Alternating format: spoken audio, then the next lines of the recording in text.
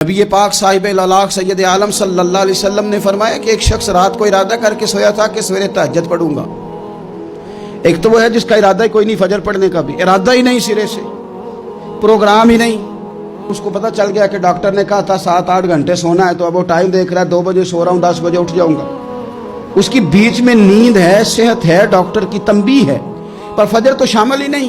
حالانکہ اس بات کو اچھی طرح سمجھ لیں، اگر آپ کا فجر پڑھنے کا ارادہ ہے اور 4 بجے کا 3:45 بجے کا آپ نے الارم لگا لیا ہے، تو 2 دن آپ کو الارم جگائے گا، تیسرے دن آنکھ خود بخود کھل جائے گی۔ انسان کی نفسیات ہوتی ہے کہ 2 دن وہ کسی چیز بھی اپنی عادت کو سونے جاگنے میں پکا لے تو تیسرے دن وہیں اس کا وہ مزاج بن جاتا ہے۔ تو اگر نیت ہی نہیں، ارادہ ہی نہیں، پروگرام ہی نہیں، تو کیسے آنکھ کھلے گی؟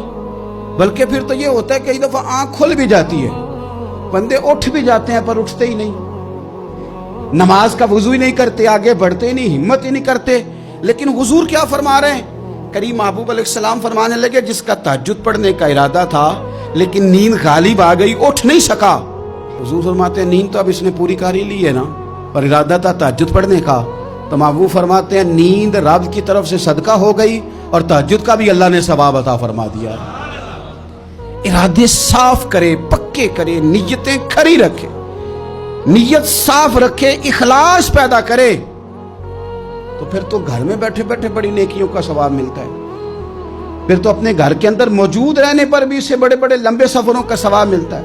حضرت انس بن مالک رضی اللہ تعالیٰ عنہ فرماتے ہیں ہم تبوک سے واپس آ رہے تھے تو نبی پاک علیہ السلام نے فرمایا ہمارے کچھ بھائی ہیں بھائی جو بیٹھے مدینے میں ہیں، پر ہم نے جو گھاٹی بھی طے کی، جو سفر بھی طے کیا، وہ ہمارے ساتھ ہی تھے۔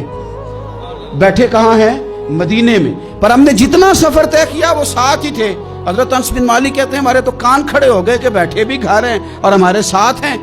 حضور سید عالم علیہ السلام نے پھر بات کو کھولا اور فرمایا وہ جان بوجھ کے نہیں بیٹھے رہے، ارادہ ان کا پکا تھا ہمارے ساتھ آنے کا، لیکن کسی مجبوری کی وجہ سے نہیں آ سکے۔ کوئی بیماری نے آ لیا تو نہیں آ سکے، چونکہ وہ مجبوری کی وجہ سے نہیں آ سکے، آ نہیں سکے، لیکن رب کریم نے ہم جس سفر سے گزرے ہیں اس کا اجر انہیں عطا فرمایا ہے۔ ثواب میں، اجر میں وہ برابر کے شریک ہیں، چونکہ ان کا ارادہ پورا تھا، پروگرام پکا تھا، وہ آنا چاہ رہے۔